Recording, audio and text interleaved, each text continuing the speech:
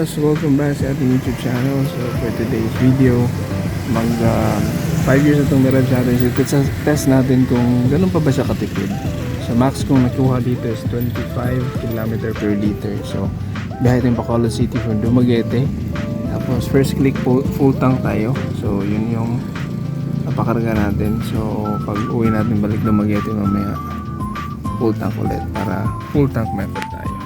Okay, mga bossing, right now nasa 31,409 tayo. So going to Bacolod, almost 200 kilometers yun. Going to SM Bacolod, so yun yung target natin. Tapos pauwi natin via Don Salvador, Benedicto, so around 250 kilometers yata yun. So anyways, i-check natin mamaya pag uwi kung ilang kilometers yung natakbo.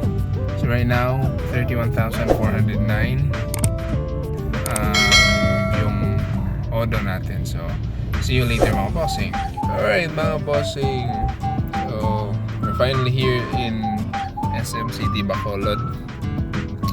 Time check is 9:40. So yun, 31,626. So more than 200 kilometers actually ang tinakbo natin. More than 200 kilometers. So wala pang 10. So hintay lang natin na mabukas ang SM City Bacolod. A few moments later. What's up mga bossing? So time check po, nakauwi na po kami ng Dumaguete, Bacolod. So 8 PM po ng gabi. So yung tinakbo po natin is 31,870 minus 31,409 nung nag-start tayong umalis kanina, first click 461. Boss, grabe, pagod na ako. So may 2 bars pang natira, di ba? Bukas ako magpapa full tank para malaman natin yung full tank method, kung ilan yung nagamit na gas or yung gas consumption for that for that distance na na-travel natin total. So bukas na kasi need ng ipa-relax yung katawan, kapagod din sa biyahe. So anyways, yung gasoline station namin dito is 200 meters yung Petron, which is nagpagas ako kanina, 200 meters away from where I live. So ayos lang naman. So bukas na, and i-vlog natin to. Sobrang dumi na po niyan mga boss, makadlat. Sobrang dumi niyan. Nahapon sa biyahe namin.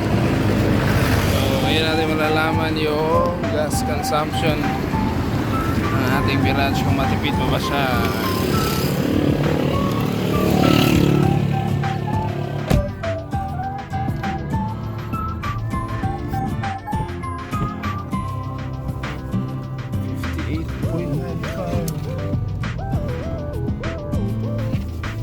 So yun na nga, nagpapagas tayo mga boss. 58.95.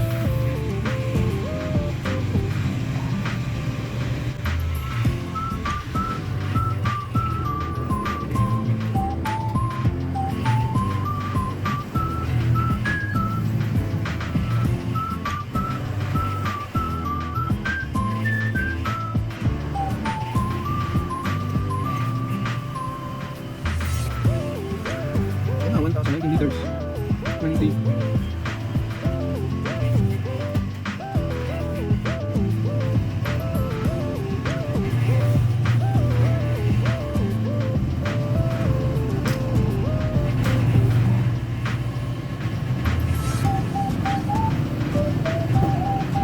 $26, $27 first click. So yun, 26.9 liters yung napagas natin. So yan yung nagamit natin for 461 kilometers na travel. Dumaguete to Bacolod, then Bacolod back to Dumaguete via Don Salvador, Canlaon City. Alright mga bossing, so yun na nga, nakapag-gasted po tayo. So a total of 26.9 liters yung nakarga sa tangke natin. So that's after traveling 461 kilometers total. So now, before I will discuss the total or the fuel usage, let me let you know first na may mga things tayo dapat i-consider. So number one is yung road condition. I mean, there's no dito sa amin, maganda naman yung mga daan. Kaso, since maraming road widening projects, marami kang stop and go. Di naman ganun kadami, pero a handful of them talaga na ganun ang sitwasyon, right? So that's one thing that you have to consider. Second is from Mabinay or from Bae City to Mabinay going to Kabangkalan, maraming uphill po yan.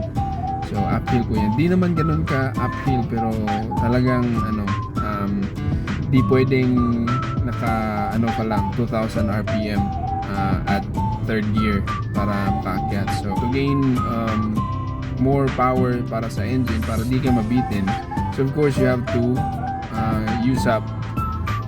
increase your RPM para more power, more torque doon sa ating sasakyan para sa akyatan. So that's one thing, uphill yan. And then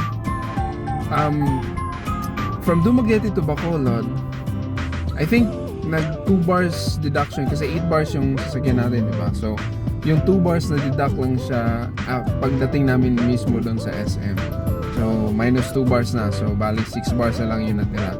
Then pag uwi namin from SM going directly to Morsha, which is a town, tapos going to Don Salvador Benedicto. So yun, just to let you know po na yung Morsha going to Don Salvador Benedicto, grabe yung akyatan doon.